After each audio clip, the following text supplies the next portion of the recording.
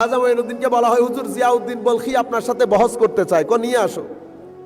তো জিয়াউদ্দিন বলখি যেই দিন আসবে সেই দিন খাজা মঈনুদ্দিন চিশতি পাখি শিকার করে, পাখি জবাই করে, বোনাশোনা করে, পাখি তার জন্য তৈরি করে। জিয়াউদ্দিন বলখি আসছে, একেবারে অবসম্ভব অবস্থা খারাপ, সিনার মধ্যে দুনিয়ার রাগ ক্ষোভ। বসছে, বসার পরে মাংস এক টুকরা দিয়েছে, এক টুকরা দেওয়ার পর খেয়ে বেহুশ হয়ে গেছে। হুঁশ আসার পরে আরেক টুকরা দিয়েছে, দেওয়ার পরে ভিতরে যা এলম কালাম ছিল সব গায়েব।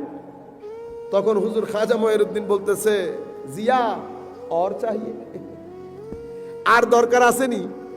এতটুকুন বলার পরে জিয়াউদ্দিন বলখি বুঝতে পেরেছেন উনি রং জায়গার মধ্যে চলে এসেছেন। খাজা মঈনুদ্দিন চিশতি রাদিয়াল্লাহু তাআলা দরবারে ক্ষমা চেয়ে ওনার মুরিদের মধ্যে শামিল হয়ে যান। আল্লাহর ওলিদের ওই যে নিগাহে আউলিয়া, আল্লাহর ওলিদের দৃষ্টির এত রকম তাসির যে সিনার মধ্যে আপনার যে অবস্থা মুহূর্তের মধ্যে পরিবর্তন সাধন করে।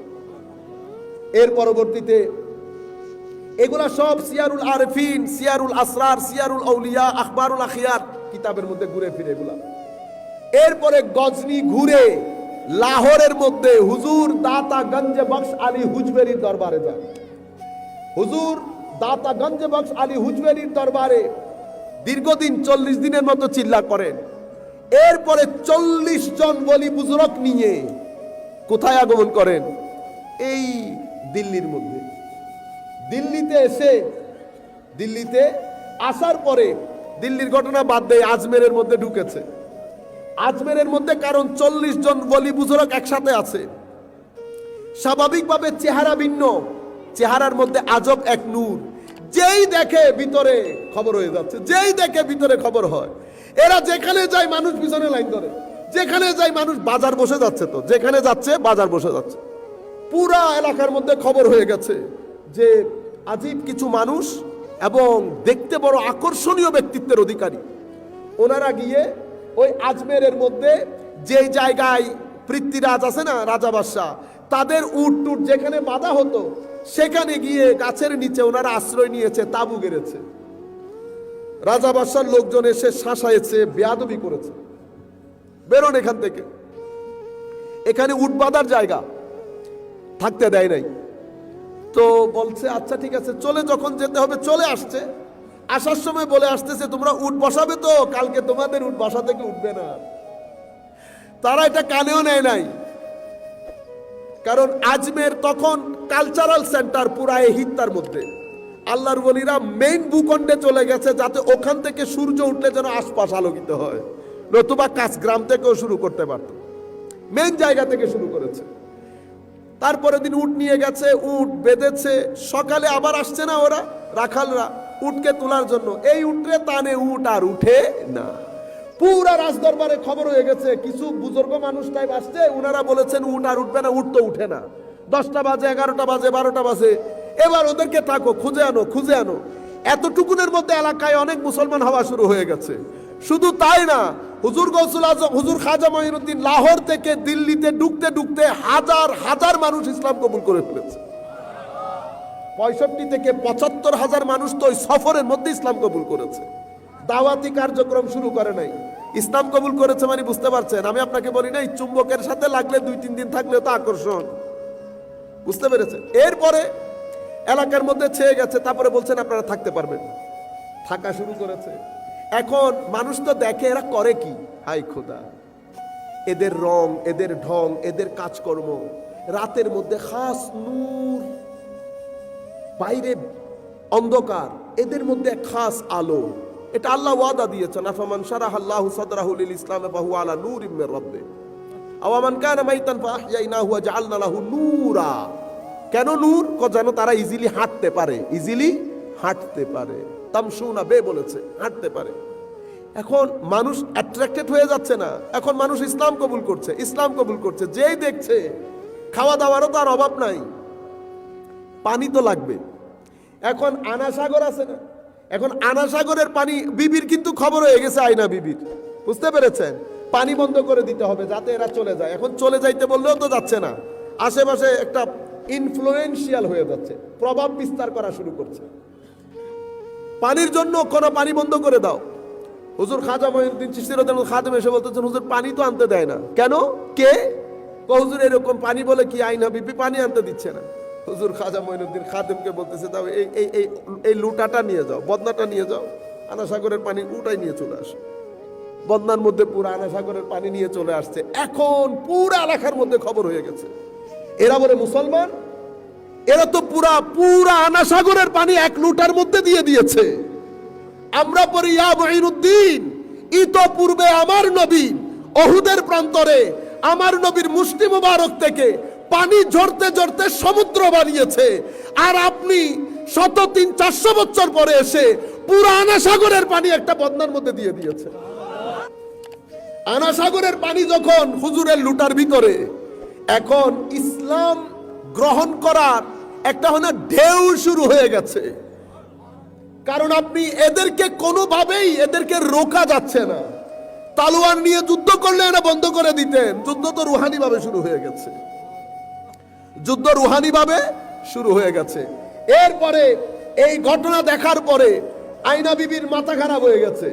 পৃথ্বীরাজ সাধুরাম, সবচেয়ে বড় জাদুকর, তাকে পাঠিয়েছে হযরত খাজা মঈনুদ্দিন। তারা মনে করতেছে এটা জাদু।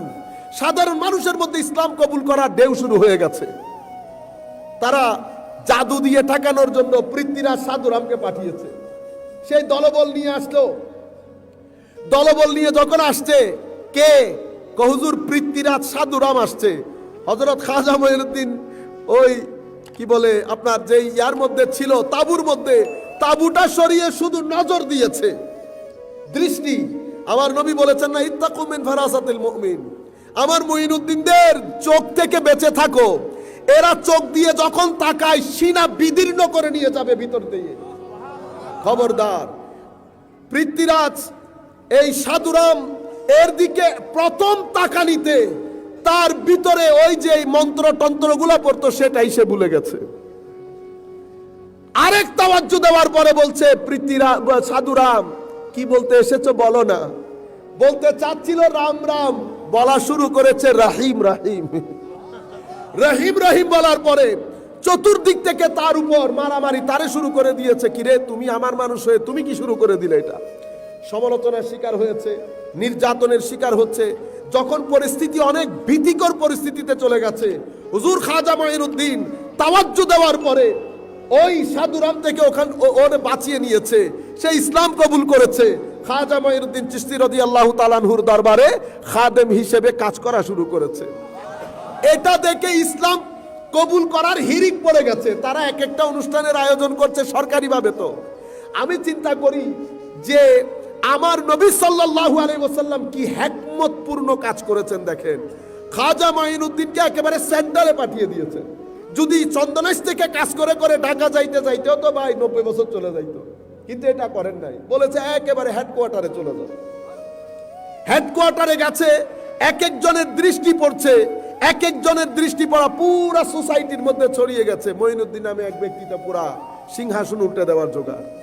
এরপরে তাদের 1 নাম্বার ব্যক্তি, তাদের একমাত্র আশ্রয়স্থল, ভরসার স্থল, অজয় পাল। ওই জয়পাল যুগী কো কালমা পড়ায় আমাদের আমিনুল ইসলাম সাহেব, আল মওলাই করিম ওনাকে জান্নাতের আলা মাকাম দান করুন। সবাই বলুন আমিন। আমাদের আমিনুল ইসলাম কাওয়াল সাহেব, মওলাই করিম ওনাকে ক্ষমা করুন, মওলাই করিম ওনাকে জান্নাতুল ফেরদৌসের আলা মাকাম নসিব করুন। উনি বলছেন না জয়পাল যুগী কো কালমা পড়ায়া, আসলে ছিল অজয় পাল। এই অজয় পাল, তার তো শান শৌকত বুঝছেন না, হাই খুদা, দল বল নিয়ে এসেছে। আজকে তার একদিন কি আমার একদিন, খাজা মঈনুদ্দিন চিশতি রাদিয়াল্লাহু আনহু খাদেমকে পাঠিয়ে বলেছে একটা এরকম একটা চৌহর্দি বানিয়ে ফেলো। এই চৌহর্দির ভিতরে সে আসতে পারবে না।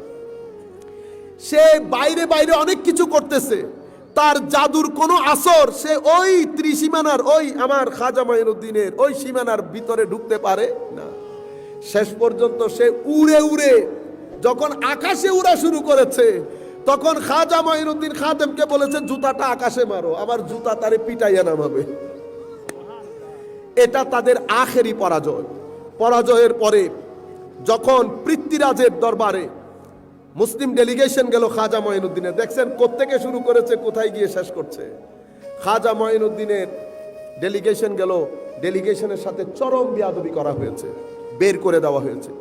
এটা শোনার পরে খাজা মঈনুদ্দিন জাসপার মধ্যে চলে আসে, পৃথ্বীরাজ তুই আমার ডেলিগেশনের সাথে বেয়াদবি, আমি তোরে বলে দিচ্ছি কিছুদিনের ভিতরে তুই জিন্দা গ্রেফতার হবি আমার হাতে। খাজা মঈনুদ্দিন এই আওয়াজ দেওয়ার দের আফগানিস্তানের মধ্যে সুলতান গৌরী তখন ঘুমের মধ্যে, সুলতান গৌরী ঘুমের মধ্যে খাজা মঈনুদ্দিনের আওয়াজ শুনে জেগে উঠে। জেগে উঠার পরে পৃথ্বীরাজের বিরুদ্ধে অভিযান শুরু করে। ইতিহাস বলছে সুলতান গৌরী তার সৈন্যবাহিনী নিয়ে পৃথ্বীরাজের বিরুদ্ধে জিতছে। আমরা বলছি সুলতান গৌরী জিতে নাই, খাজা মঈনুদ্দিনের রুহানি পাওয়ার তাকে জিতিয়েছে। কারণ তো সেই তো আফগানিস্তানের তাঁবুর মধ্যে ঘুমাচ্ছে। খাজা মঈনুদ্দিন চিল্লানি দেওয়ার পরে সুলতান গৌরী ঘুম থেকে জেগে উঠে পৃথ্বীরাজের বিরুদ্ধে পরাজয়। হুকুমত মুসলমানদের হাতে, 1000 বছর মুসলমানদের হাতে। আজকের দিন পর্যন্ত খাজা মঈনুদ্দিন যুদ্ধ করেন নাই, কিন্তু অঘোষিত মুকুটহীন সম্রাট হিসেবে আজকের দিন পর্যন্ত ভারতীয় উপমহাদেশে প্রতিষ্ঠিত নাম খাজা মঈনুদ্দিন চিশতি হাসান সঞ্জারি রাদিয়াল্লাহু তাআলা আনহু।